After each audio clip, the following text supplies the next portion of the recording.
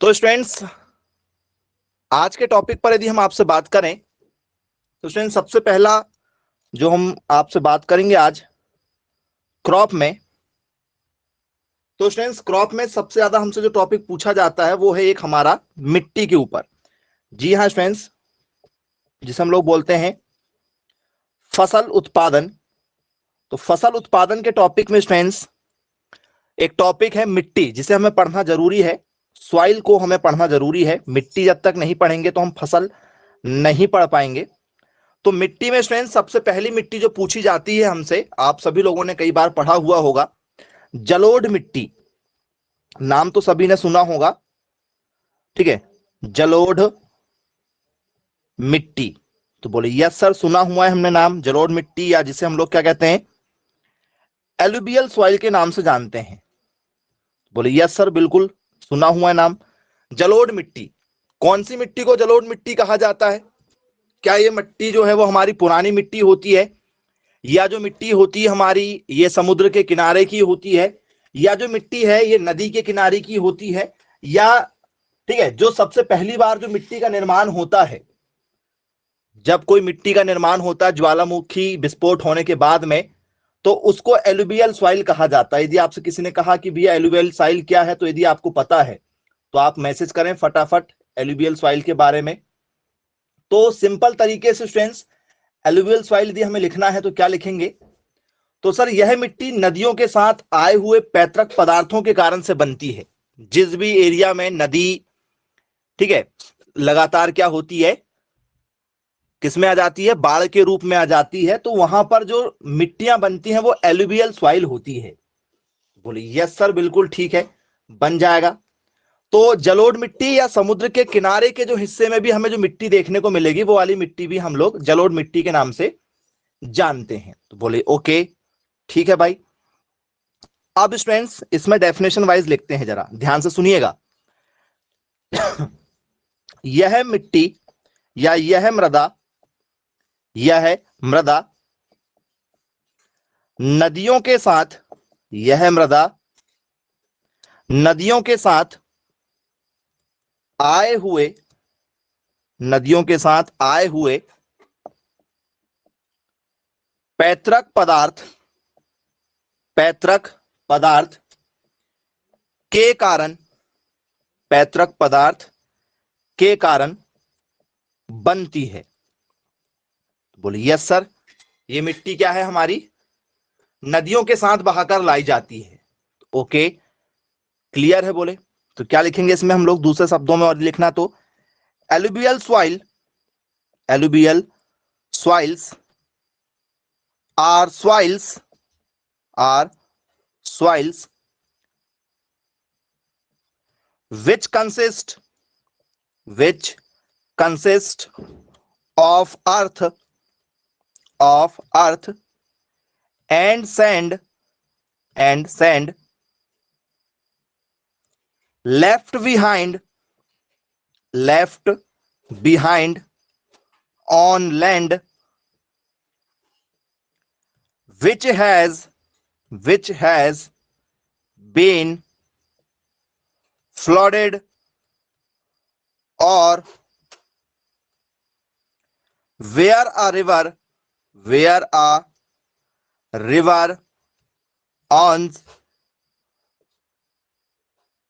followed। तो ये नदियों के द्वारा जो बहाकर लाई गई मिट्टी होती है, उनसे इनका क्या हो जाता है स्टूडेंट, निर्माण हो जाता है। तो इसे जलोढ़ मिट्टी के नाम से जाना जाता है। पेपर में बेसिकली डेफिनेशन कई बार आ चुकी है। तो जलोढ़ मिट्टी वह मिट्टी होती है जिसमें मिट्टी और क्या होती है, थोड़ी बहुत रेत की मात्रा हमें देखने को मिल जाती है, जो बाढ़ के द्वारा आती है। मतलब नदियों में जब भी बाढ़ आती है तो आपने देखा होगा आपके खेत भी क्या हो जाते हैं, जलमग्न हो जाते हैं। बोले हाँ सर, जब भी बाढ़ आती है तो हमारे खेत में कोई फसल नहीं होती और हमारे खेत में पानी पानी भरा हुआ होता है। तो नदियों के द्वारा, जैसे मान चलो आपके एरिया में कोई बड़ी नदी है, तो नदी क्या करती है, आपकी खेत की मिट्टी को किसी और के खेत में पहुंचा देती है बाढ़ के स्वरूप में, और किसी दूसरे की खेत की मिट्टी को आपके खेत में लाके छोड़ देती है।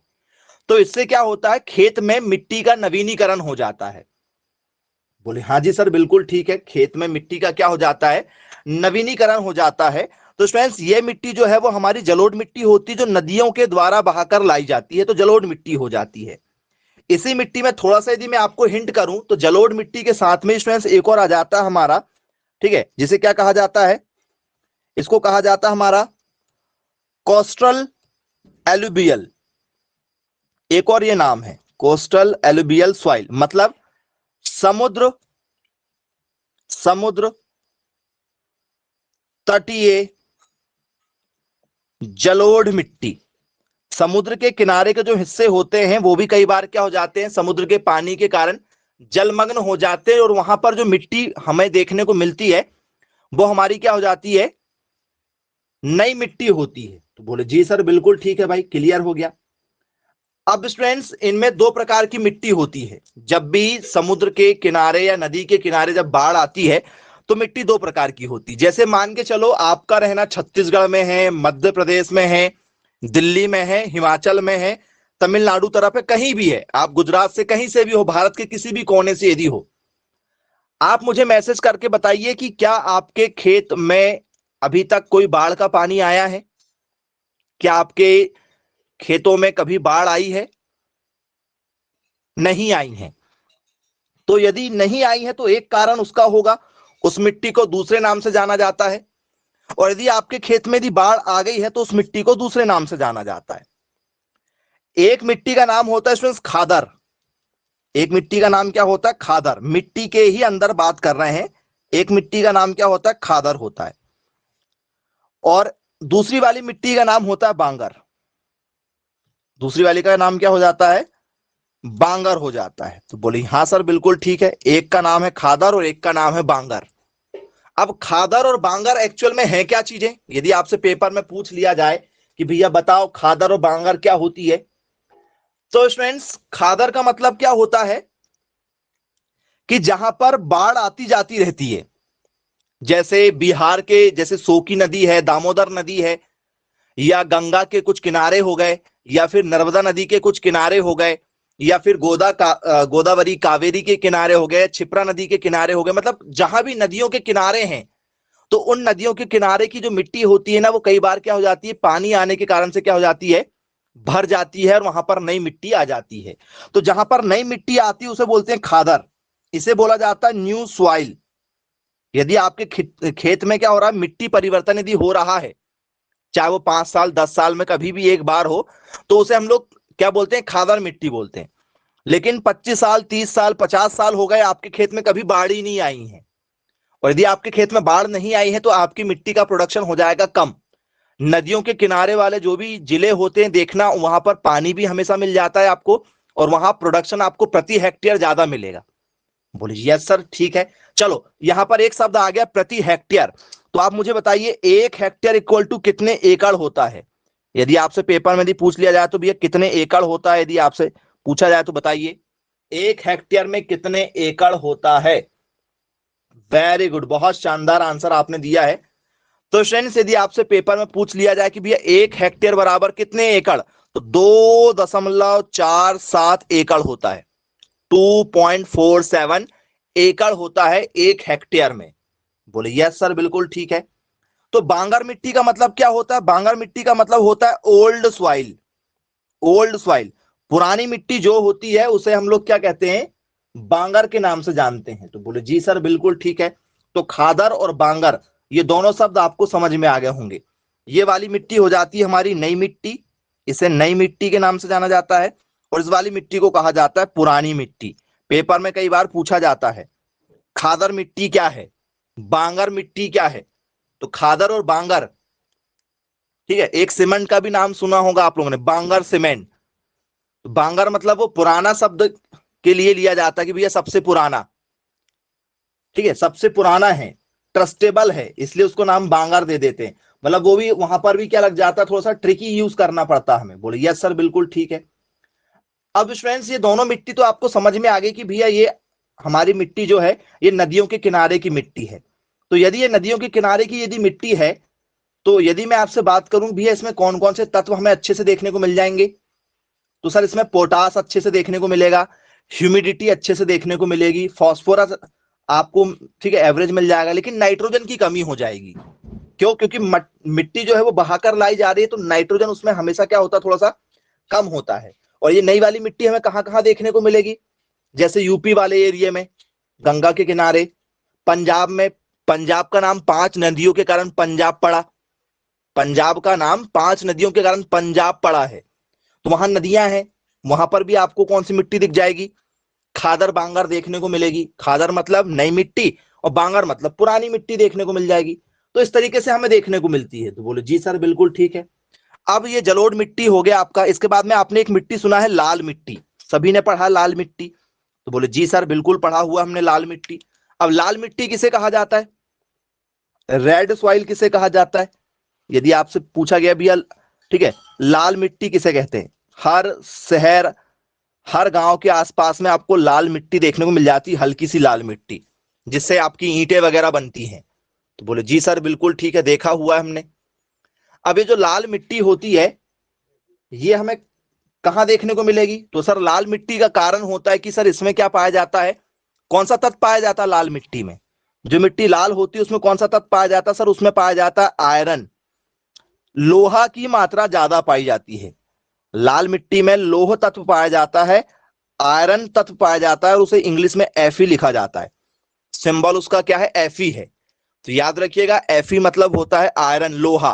तो लाल मिट्टी में लोह तत्व की मात्रा ज्यादा पाई जाती है। तो बोले यस सर बिल्कुल ठीक है, बनेगा हमसे। अब यदि ये लाल मिट्टी के बारे में पूछा जाए, तो फ्रेंड्स चट्टानों के टूटने से जो मिट्टी बनती है, इस मिट्टी को क्या कहा जाता है? रेड सॉइल कहा जाता। तो ये चट्टानों के कारण से बनती है, किसी प्रकार के और दूसरी चीजों से नहीं बनती है कि भैया नदी के द्वारा बहाकर लाई जाएगी, ऐसा कुछ नहीं होता इसमें। रेड सॉइल जो है, ये क्या होती है, जब बड़ी बड़ी चट्टानें क्या होने लगती है, टूटने लगती है टेम्परेचर के कारण या क्लाइमेट चेंज होने के कारण, तो तब हमें वहां पर लाल मिट्टी देखने को मिल जाता है, नहीं तो अदरवाइज हमें लाल मिट्टी देखने को नहीं मिलेगा। ठीक है, तो क्या होगा, क्या लिखेंगे इसमें हम? लाल मिट्टी में लाल मिट्टी कहां से देखने को मिलेगी? तो यह है क्रिस्टलीय, यह है क्रिस्टलीय चट्टानों या क्रिस्टलीय चट्टानों के अपक्षय, के अपक्षय से बनती है, से बनती है। यह क्रिस्टलीय चट्टानों के अपक्षय से बनती है। तो बोले जी सर बिल्कुल ठीक है भाई, बन जाएगा यदि पूछा जाएगा तो ये सिंपल तरीके से आपको समझना, लाल मिट्टी जो होती है ये आपको हल्की सी लाल देखने को मिलेगी, या हल्की सी चॉकलेटी टाइप की देखने को मिलेगी। चॉकलेटी कलर भी जो है वो इसी में आता है। यदि आपसे कोई पूछे कि भैया चॉकलेटी कलर किसमें आता है, तो इसमें चॉकलेटी कलर आता है। तो बोले यस बिल्कुल ठीक है, बन जाएगा हमसे, पेपर में यदि पूछा जाएगा तो। ये कहां से आई हमारी? तो बोले सर डेफिनेशन में लिखेंगे इसमें हम लोग, any of a group, any of a group of soil, of soils that develop in a warm, warm comma temperate comma moist climate. तो स्टूडेंट्स क्लाइमेट परिवर्तन होने के कारण से, या फिर गर्माहट के कारण से, या फिर ठीक है जंगलों के डिस्ट्रॉय होने के कारण से धीरे धीरे चट्टानों का जो क्षरण होता है, उसके कारण से जो मिट्टी बनती है वो रेड सॉइल बनती है। याद रखिएगा आप लोग, नॉर्मल इलाकों में आपको रेड सॉइल देखने को नहीं मिलेगी, उसके आसपास के एरिया में आपको कहीं ना कहीं ठीक है जंगल वगैरह देखने को मिल जाएगा, या उस एरिया में क्लाइमेट थोड़ा सा अलग होगा बाकी की अपेक्षा, कुछ ना कुछ आपको वहां पर यूनिक देखने को मिलेगा, वहां पर आपको रेड सॉइल देखने को मिल जाती है। बोले जी सर बिल्कुल ठीक है, क्लियर है, बनेगा हमसे। इसके बाद में आती है लेटराइट सॉइल। आपने यदि पढ़ा हुआ होगा तो लेटराइट सॉइल के बारे में भी आपने काफी कुछ पढ़ा हुआ होगा। बोले यस सर बिल्कुल पढ़ा हुआ है। 3rd नंबर में आ जाती है हमारी कौन सी सॉइल? Laterite soil. सुना है क्या लेटराइट? तो बोले यस सर बिल्कुल सुना हुआ है, लेटराइट सॉइल। किसे कहते हैं स्टूडेंट्स लेटराइट? लेटराइट मिट्टी किसे कहा जाता है? पेपर में यदि पूछ लिया जाए, बताओ भाई लेटराइट मिट्टी किसे कहा जाता है, तो लेटराइट शब्द जो है वो लैटिन भाषा से लिया गया है। सबसे पहली बात, लेटराइट जो शब्द है वो इंग्लिश शब्द नहीं है, जैसे रेड, एलुवियल, ये इंग्लिश शब्द हैं। लेटराइट इंग्लिश शब्द नहीं है, ये लैटिन भाषा का शब्द है। लेटराइट जो है वो लैटिन भाषा का शब्द है, लैटिन लैंग्वेज का शब्द माना जाता है। बोले सर तो फिर इसको इंग्लिश में क्या बोलते हैं? लेटराइट को इंग्लिश में क्या कहा जाता है? इसको कहा जाता है ब्रिक। इसको क्या कहा जाता है? ब्रिक कहा जाता है। इसे कहा जाता है ईंट। इसे क्या कहा जाता है? ईंट कहा जाता है। तो ये उन क्षेत्रों में पाई जाती है जिन क्षेत्रों में बारिश ज्यादा होती है। जिन क्षेत्रों में बारिश ज्यादा होती है उन क्षेत्रों में आपको कौन सी मिट्टी देखने को मिलेगी? लेटराइट मिट्टी देखने को मिलती है। और ये पेपर में हमसे पूछा जा चुका है कि भैया जो लेटराइट मिट्टी होती है ये हमें कहां देखने को मिलेगी? आसानी से बनेगा भैया, लेटराइट सॉइल किसे कहा जाता है? जिसमें आयरन की मात्रा भी होती है। और ये हमें कौन सी कंडीशन में देखने को मिलेगी? जहां पर बारिश ज्यादा होती। यदि वहां पर बारिश यदि कम हुई तो क्या वहां पर देखने को मिल जाएगी क्या? बोले यस सर, जहां बारिश बहुत कम हो रही वहां भी हमें देखने को मिलेगी, दोनों कंडीशन में, या तो ज्यादा बारिश में या तो बहुत कम बारिश में, मतलब क्योंकि गर्मी बहुत ज्यादा होना चाहिए फिर वहां पर। बोले यस सर बिल्कुल ठीक है। तो क्या लिखेंगे इसमें डेफिनेशन में हम लोग? जहां बारिश ज्यादा होती है वे इलाके जहां बारिश, ठीक है, जहां पर आपको क्या देखने को मिलेगा? बारिश देखने को मिलेगी। वे इलाके जहां बारिश बहुत ज्यादा या, ठीक है, सर्वाधिक तापमान या सर्वाधिक तापमान हो वहां लैटराइट मिट्टी होती है। वहां लैटराइट मिट्टी होती है, वहां की मिट्टी लैटराइट होती है। बोले यस सर, तापमान ज्यादा होना चाहिए तो वहां की मिट्टी लैटराइट हो जाएगी। चलिए ठीक है भाई। अब यदि हमें लैटराइट सॉइल के बारे में लिखना कि भैया लैटराइट सॉइल क्या होती है, किसे लैटराइट सॉइल के नाम से जाना जाता है, आइए जरा डेफिनेशन के साथ में लैटराइट सॉइल को भी लिख लेते हैं कि लैटराइट सॉइल कैसे बनती है। तो स्टूडेंट्स, लैटराइट सॉइल यदि आपसे पेपर में यदि पूछ लिया जाए तो it form in a tropical,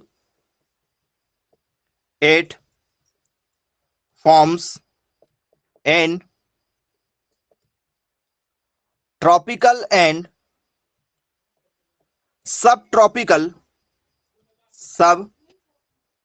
tropical region where the climate is humid,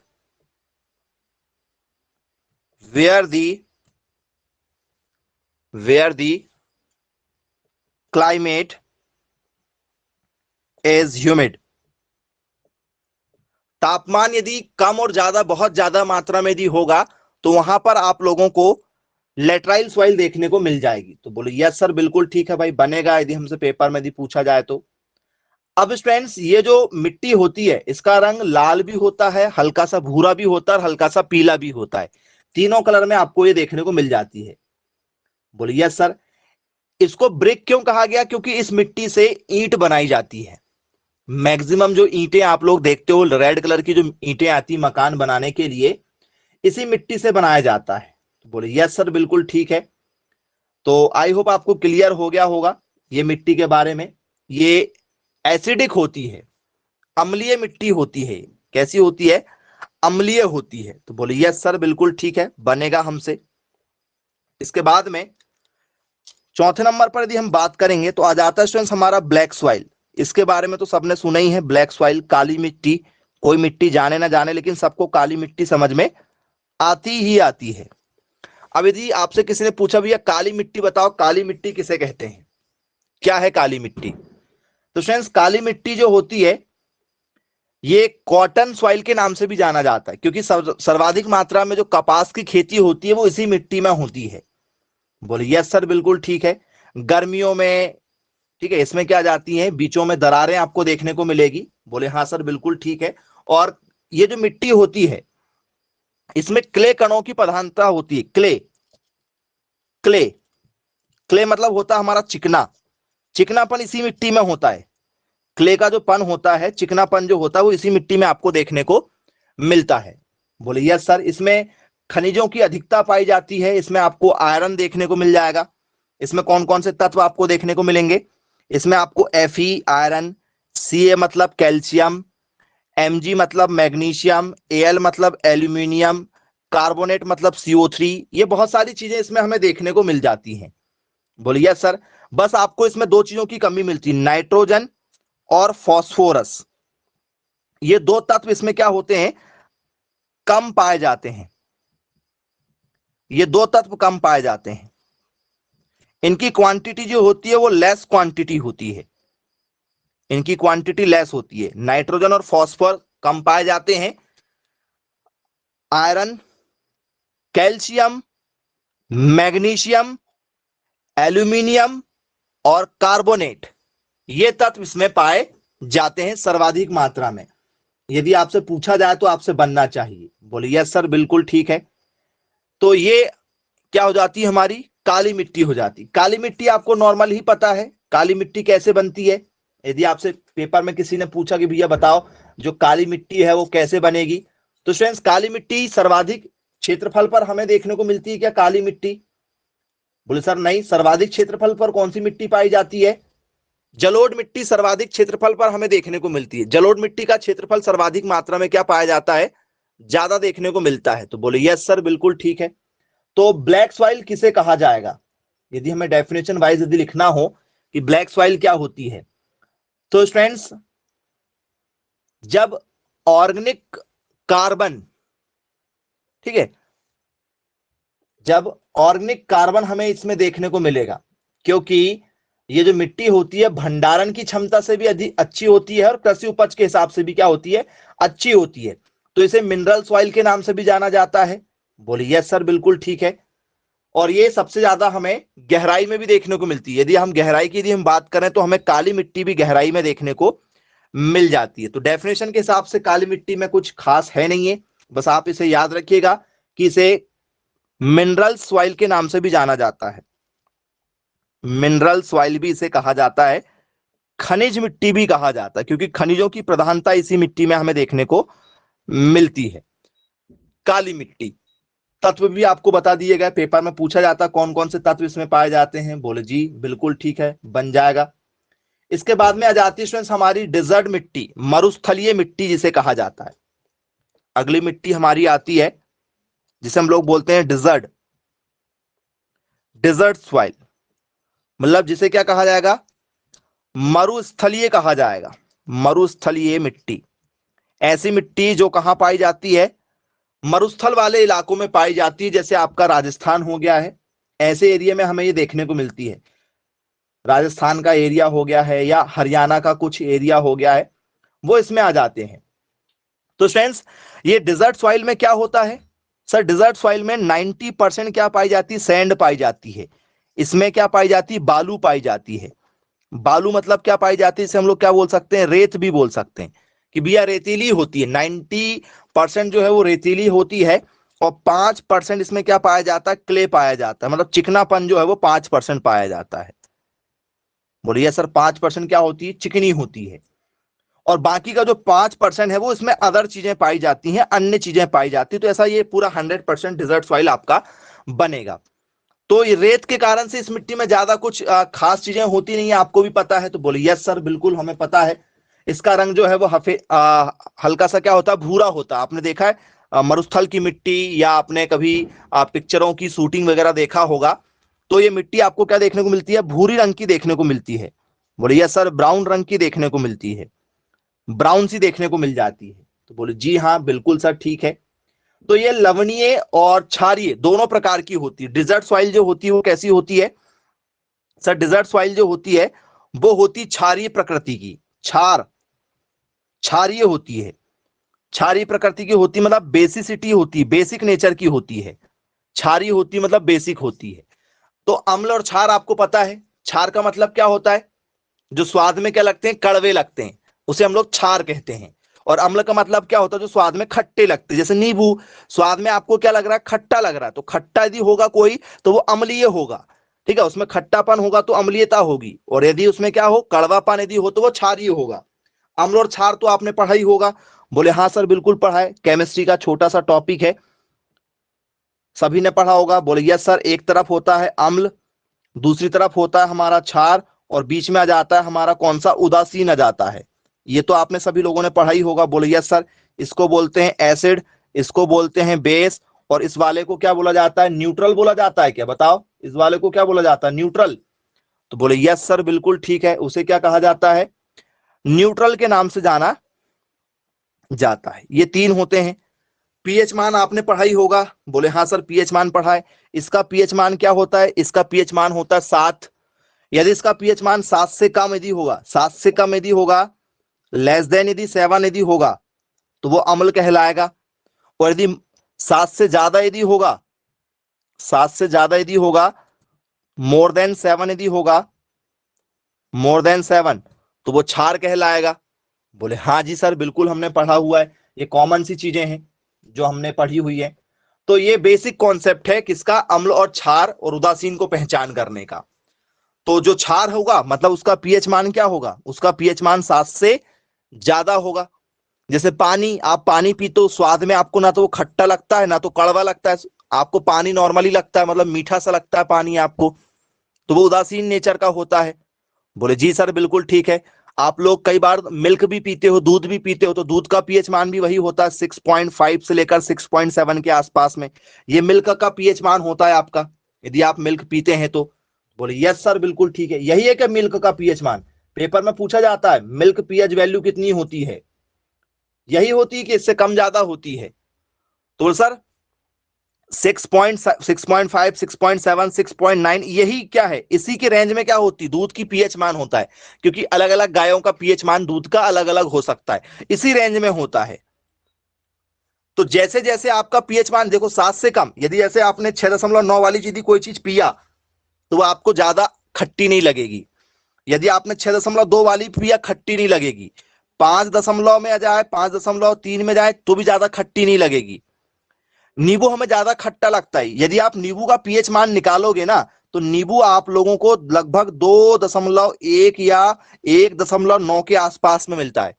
तो जितना ज्यादा खट्टापन आपको देखने को मिलेगा, ठीक है, जितना ज्यादा पीएच मान कम मिलेगा वो चीजें उतनी ज्यादा खट्टी होगी। इसलिए दूध आपको ज्यादा खट्टा नहीं लगता। क्यों नहीं लगता, क्योंकि उसका पीएच मान 7 के आसपास में है। तो किसका पीएच मान कितना होता है ये आपको आसानी से क्लियर हो गया। बोले यस सर बिल्कुल ठीक है। अब ये दूध का क्लियर हो गया। यदि आपसे पेपर में किसी ने पूछा भैया यूरिन का पीएच मान बता दो, यूरिन का बता दो, काउ यूरिन या बफेलो यूरिन, कुछ लोग गाय का मूत्र पीना पसंद करते हैं, या पूजा में भी यूज करते हो आप लोग। तो गाय के यूरिन का पीएच मान कितना हो सकता है, काउ यूरिन पीएच वैल्यू, यदि आपसे पेपर में यदि पूछा जाए कि भैया बताओ, ठीक है, what is the pH value of cow urine, जो डेयरी काउ होती है उसके यूरिन की पीएच वैल्यू कितनी होती है, यदि आपसे पेपर में यदि पूछ लिया जाए तो क्या बताओगे।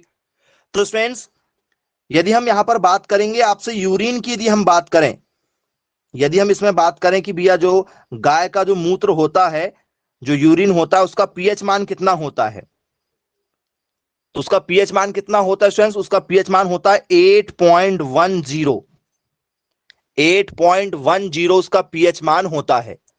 बोले यस सर बिल्कुल ठीक है, हमसे यदि पेपर में यदि पूछा जाएगा तो हमसे आसानी से बन जाएगा। तो बोले जी ठीक है भाई, बनेगा आसानी से। तो जो पीएच वैल्यू है ये आपसे क्या होगा, एसिड होगा या फिर बेसिक नेचर का होगा, किस नेचर का होना चाहिए, एसिड या बेस, बेसिक नेचर का होगा। बोले यस सर, ये बेसिक नेचर में आ रहा है। 8 से यदि ज्यादा यदि होगा तो क्या होगा, बेसिक नेचर में आ जाएगा। बोले यस सर बिल्कुल ठीक है भाई, बेसिक नेचर में आ जाएगा, आसानी से पूछा जाएगा तो इस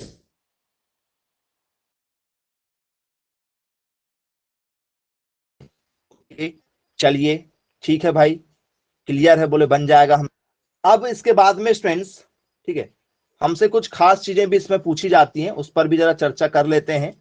और क्या क्या चीजें पूछी जाती हैं इसमें मिट्टी में, ठीक है।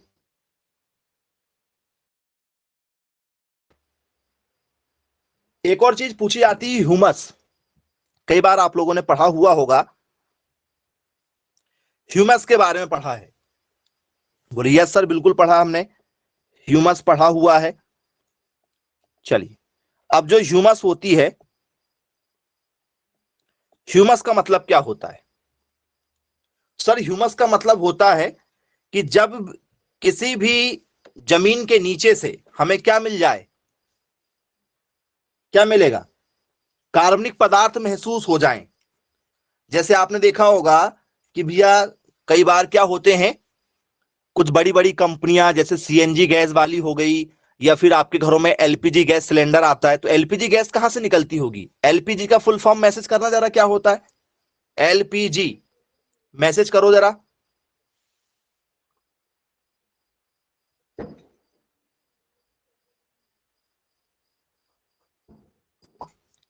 एलपीजी का फुल फॉर्म मैसेज करें सभी बच्चे। Very good. चलिए, एलपीजी का मतलब होता है लिक्विड पेट्रोलियम गैस। बहुत शानदार जी, कुछ बच्चों ने मैसेज कर दिए फटाफट, आप जल्दी करें।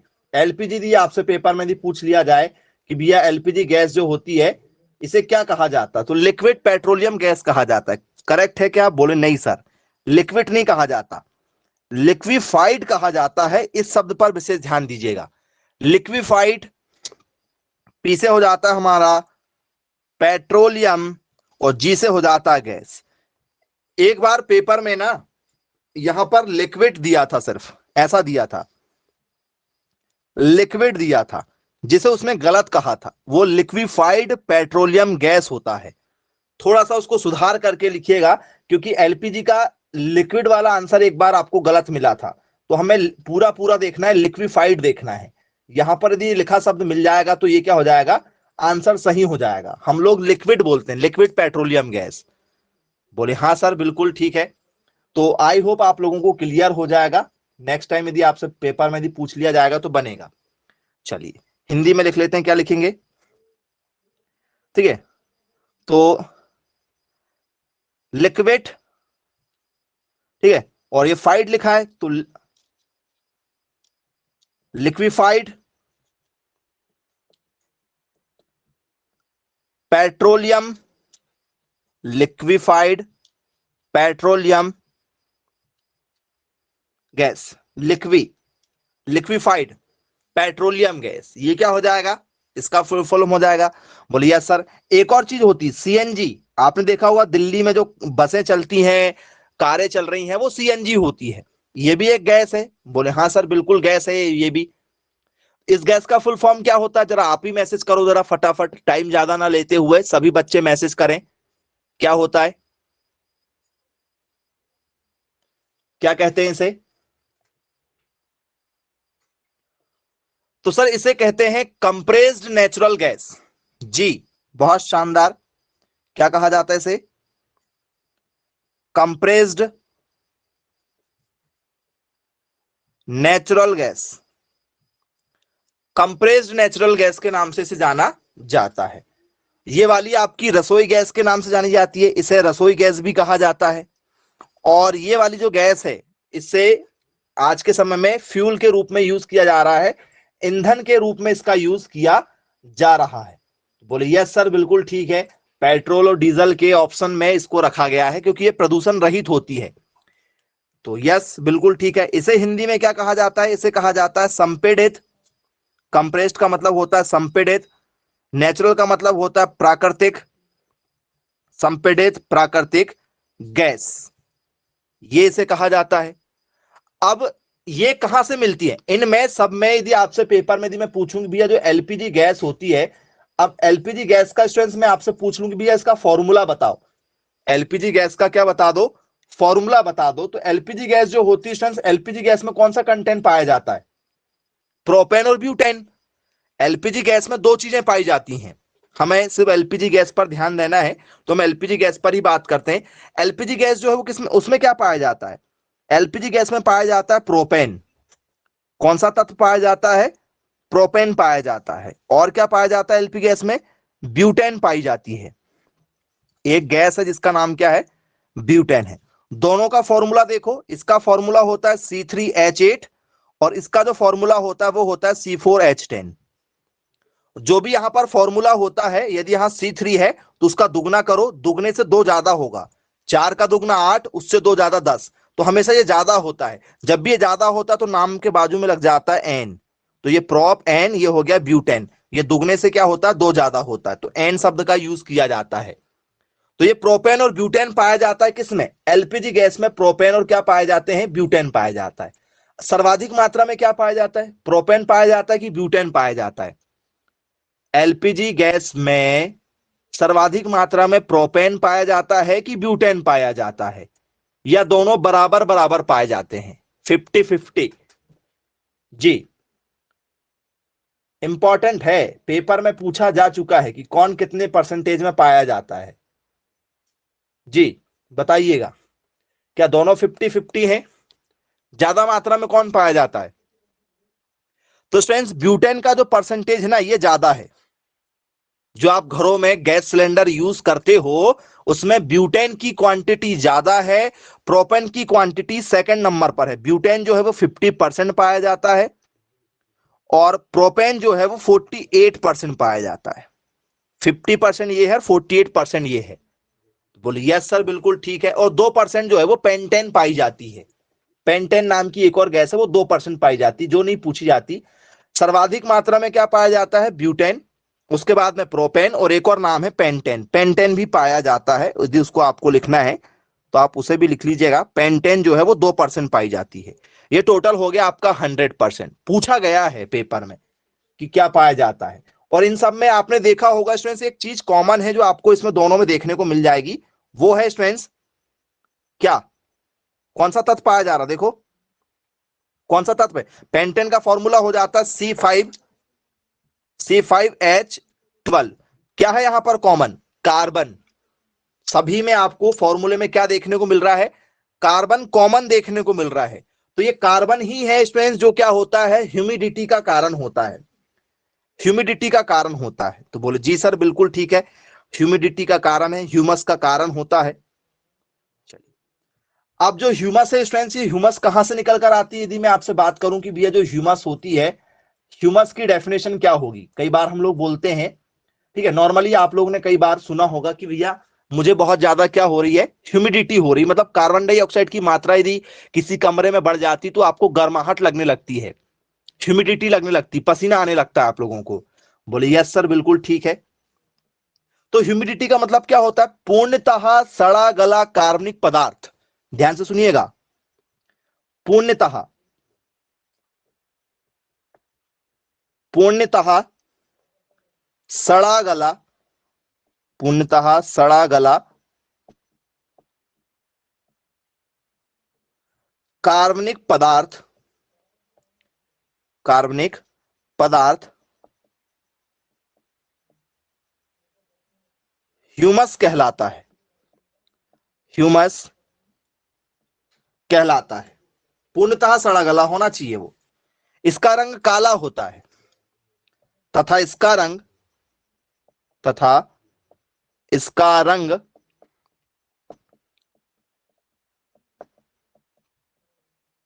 काला होता है। बोलिए यस सर, इसका रंग कैसा देखने को मिलेगा हमें? काला देखने को मिलेगा। जैसे कई बार क्या होता है, जैसे पेड़ पौधे, स्टूडेंट्स आपने पेड़ पौधों की बात कर लो, मान के चलो जिस जगह में आज हम रह रहे हैं और जिन जंगलों के आसपास में हमारा बसेरा है, कल को यहां पर भूकंप आ जाए और पूरा का पूरा गांव या पूरा का पूरा शहर जो है वो क्या हो जाए? भूकंप के कारण जमीन के अंदर चला जाएगा भाई। बोले यस सर।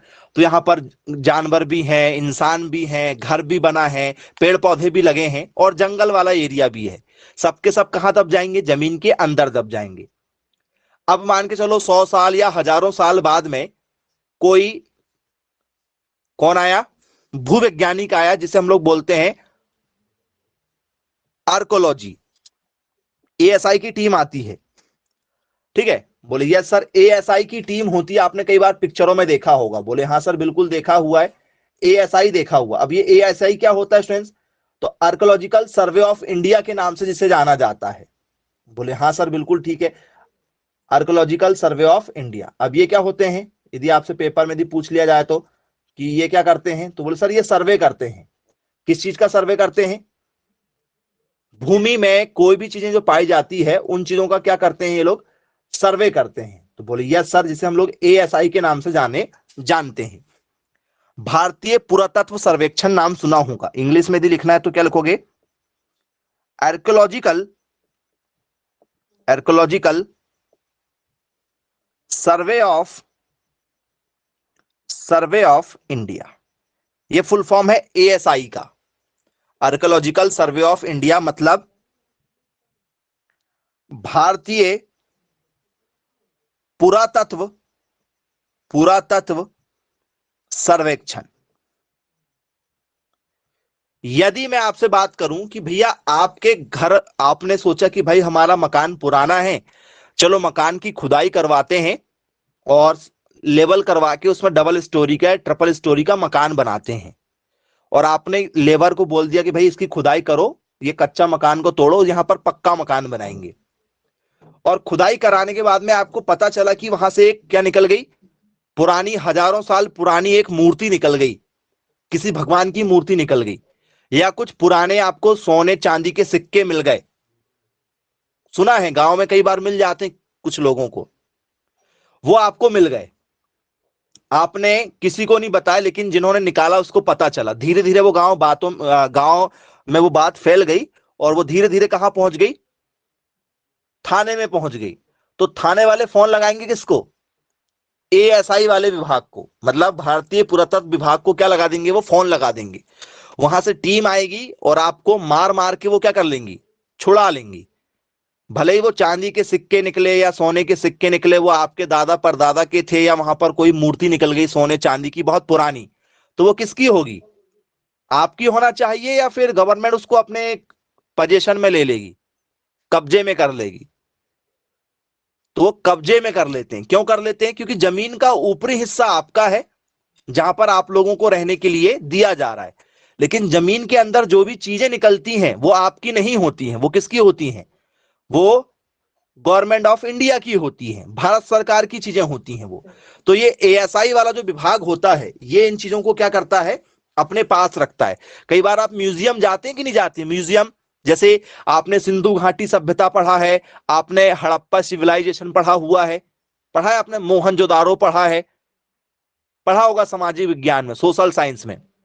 तो ये जब भी आप सड़ी गली चीजों को जमीन पर देखते हो तो उसमें क्या आ जाता है? कार्बनिक पदार्थ आ जाता है, एक ऑर्गेनिक कंपाउंड आ जाता है, ठीक है। और वही ऑर्गेनिक सब्सटेंस आपका कोयला बनाता है।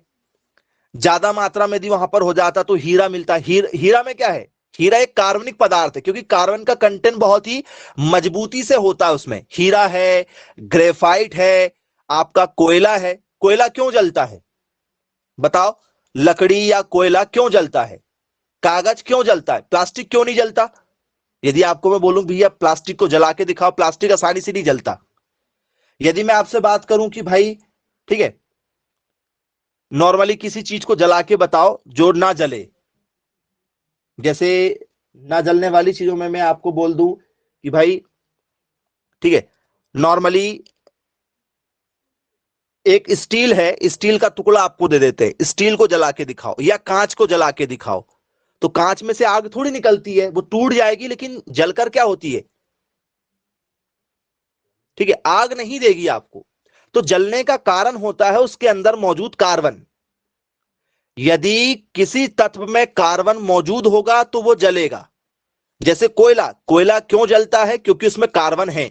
और वो कोयला क्यों बना? क्योंकि हजारों साल पहले वहां पर कुछ ना कुछ रहा होगा, या तो जंगल रहा होगा, या तो वहां पर इंसान रहते होंगे, या तो जानवरों का रहना रहा होगा, जो भूकंप आने के कारण से जमीन के अंदर दब जाते हैं। और जब हजारों साल बाद कोई कंपनियां वहां पर खुदाई करती है, गवर्नमेंट वहां पर खुदाई करवाती है, तो नीचे से आपको कोल माइंस मिल जाएगी, या कोई भी आपको खनिज तत्वों की माइंस मिल जाती, खदानें मिल जाती हैं, तो हम बोलते हैं भैया वहां पर कोयला है, वहां पर हीरे की खदान है, जैसे पन्ना जिला में हीरे की खदान है। तो ये सब क्यों होता है?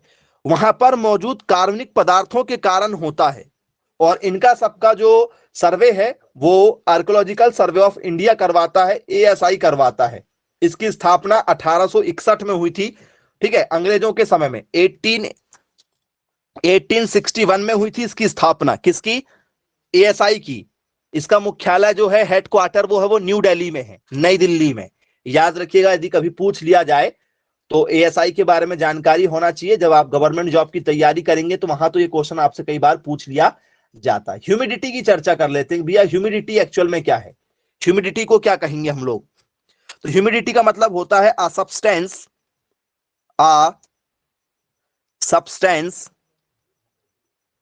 Made from dead leaves and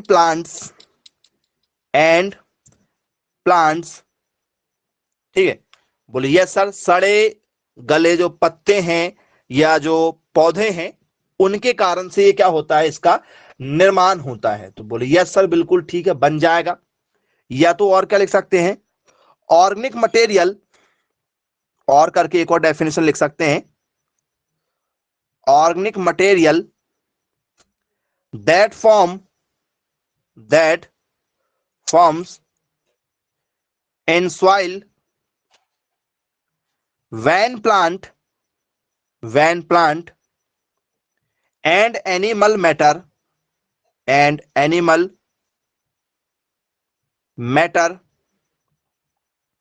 decay। तो बोलिए यस सर, बिल्कुल ठीक है। कार्बनिक पदार्थों के कारण से, या तो स्ट्रेंस एनिमल के कारण या तो प्लांटों के कारण, जब ये जमीन में इनके अवशेष हमें देखने को मिलते हैं ना, वहीं से शुरुआत हो जाती है इसकी। कार्बनिक पदार्थ जो मिट्टी के नीचे दबे होते हैं, जैसे पौधे हो गए या पशु के, ठीक है, सड़ने गलने से ये चीजें हमें देखने को मिलती है। ये क्या कहलाता है? हमारा ह्यूमस कहलाता है। तो आई होप आप सभी लोगों को क्लियर हो गया होगा स्टूडेंट्स, ये पूरा का पूरा जो टॉपिक है ये आपका, ठीक है, ह्यूमस से रिलेटेड है। और ह्यूमस जो है उसमें कार्बन के कंटेंट पाए जाते हैं, इस बात का आप विशेष ध्यान रखिएगा। तो आई होप आपको क्लियर हो गया है।